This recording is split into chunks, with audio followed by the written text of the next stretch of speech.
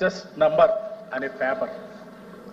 It is a reflection of a nation's values, aspirations and priorities. ప్రముఖ ఆర్థికవేత్త, Nobel award గ్రహీత Joseph స్టిగ్లిట్జ్ అన్నారు అధ్యక్ష. ఈ మాటలు గౌరవ రెవెన్యూ మంత్రి శ్రీ పయ్యావుల కేశవ గారు ఇప్పుడు ప్రవేశపెట్టిన బడ్జెట్కు అక్షరాల అన్వయించుకోవచ్చు అధ్యక్ష. ఇది మాటల బడ్జెట్ కాదు అధ్యక్ష, భవిష్యత్తుకు బాటలు వేసే బడ్జెట్ అధ్యక్ష. కూటమి ప్రభుత్వం తొలిసారిగా ప్రవేశపెట్టిన పూర్తి స్థాయి బడ్జెట్ అధ్యక్ష. రాష్ట్ర భవిష్యత్తుని దృష్టిలో పెట్టుకొని తీర్చిదిద్దిన బడ్జెట్ అధ్యక్ష.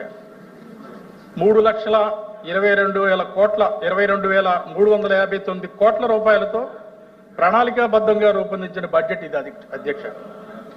గత ప్రభుత్వ ఆర్థిక విధ్వంసాల నుంచి బయటపడేసే బడ్జెట్ ఇది అధ్యక్ష. ఎన్నికల హామీలను చిత్తశుద్ధితో అమలు చేస్తున్నామని ప్రజలకు భరోసా ఇస్తున్న బడ్జెట్ అధ్యక్ష. ముఖ్యమైన శాఖలకు ప్రాధాన్యత క్రమంలో కేటాయింపులు జరిపిన బడ్జెట్ ఇది అధ్యక్ష. బడుగు బలహీన వర్గాలకు, ఎస్సీ ఎస్టీలకు అండగా నిలిచే బడ్జెట్ ఇది అధ్యక్ష. మూలధన వ్యయం కేటాయింపులను గణనీయంగా పెంచి భవిష్యత్తుపై గంపెడ ఆశలను పెంచిన బడ్జెట్ ఇది అధ్యక్ష. రెవెన్యూ లోటును తగ్గించాలన్న బలమైన ఆకాంక్షను వెలిబుచ్చిన బడ్జెట్ ఇది అధ్యక్ష. మొత్తంగా చూసుకుంటే ఇది ఒక విజనరీ బడ్జెట్ అధ్యక్ష. ఆంధ్ర రాష్ట్ర ఆశయాలు ఆకాంక్షలకు రెక్కలు తొడిగే బడ్జెట్ ఇది అధ్యక్ష.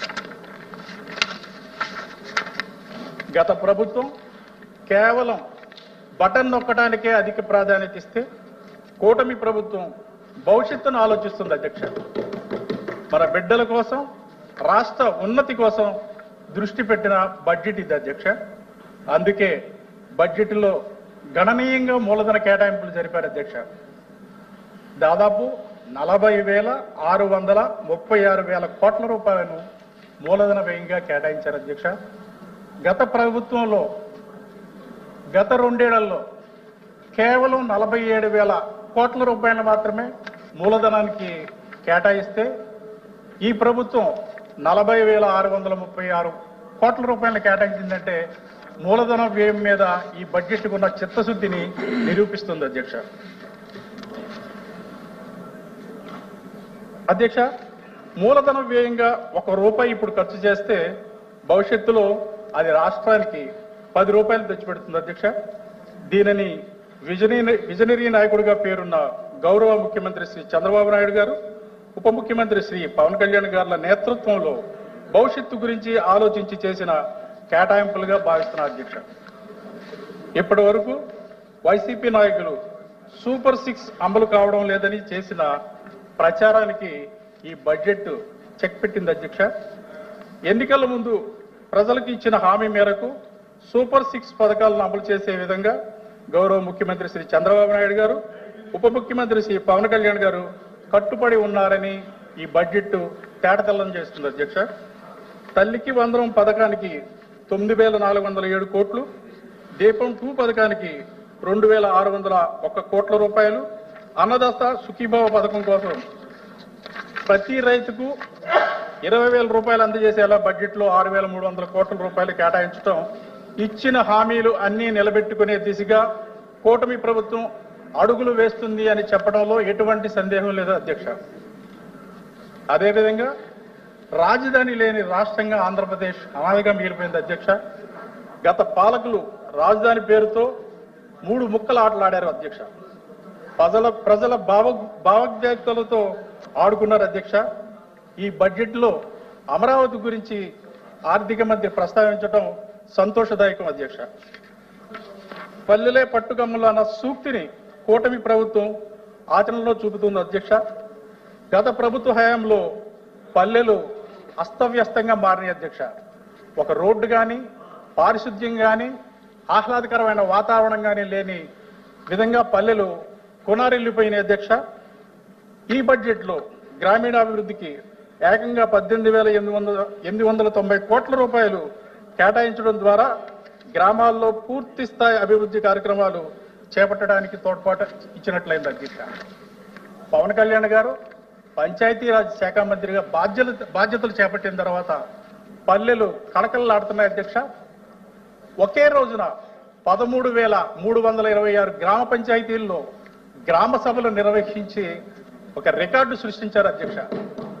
ఆ గ్రామ సభల్లో తీసుకున్న నిర్ణయాల మేరకు 4,300 కిలోమీటర్ల మేర రోడ్ల నిర్మాణం జరుగుతుంది అధ్యక్ష. ఆల్రెడీ 3,000 కిలోమీటర్ల నిర్మాణం పూర్తయింది అధ్యక్ష. ఇంకొక కొద్ది రోజుల్లో మిగిలిన 1,300 కిలోమీటర్ల రోడ్డు నిర్మాణం కూడా పూర్తవుతుంది చెప్పడానికి సంతోషపడుతున్నాను అధ్యక్ష.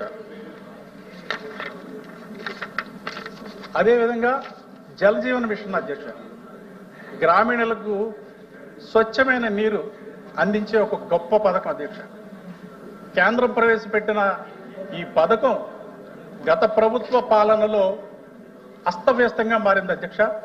దాదాపు 14,000 కోట్ల రూపాయలు కేటాయిస్తే 2,000 కోట్ల రూపాయలు మాత్రమే ఖర్చు పెట్టారంటే ఈ పథకం ఎంతగా నిర్లక్ష్యమైందో మనం అర్థం చేసుకోవచ్చు అధ్యక్ష. ఇప్పుడు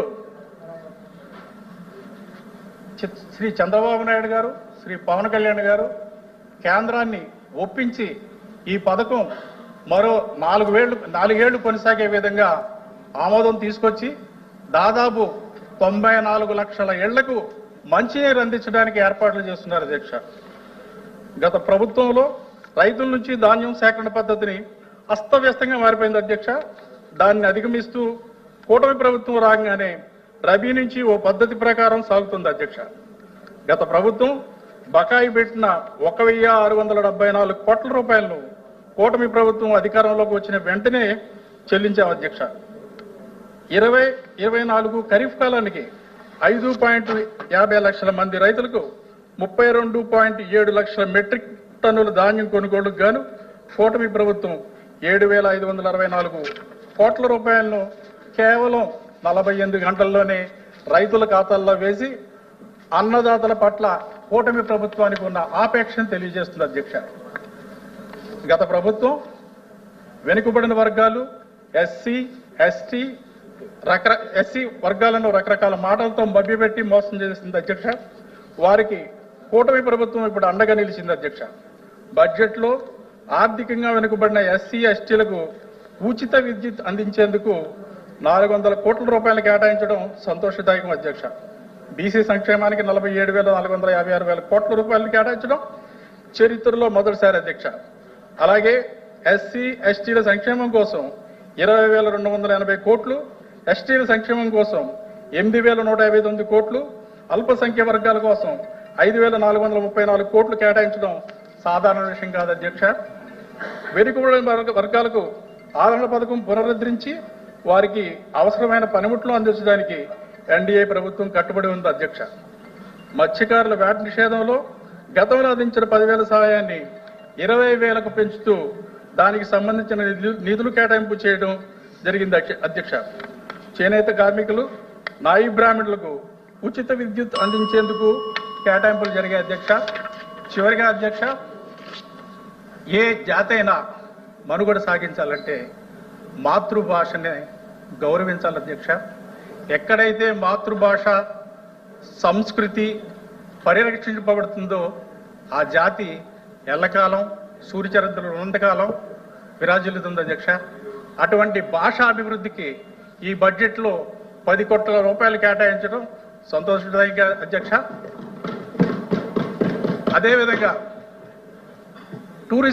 టూరిజానికి పారిశ్రామిక హోదా కల్పించిన చంద్రబాబు నాయుడు గారికి కృతజ్ఞతలు తెలియజేస్తున్నారు అధ్యక్ష.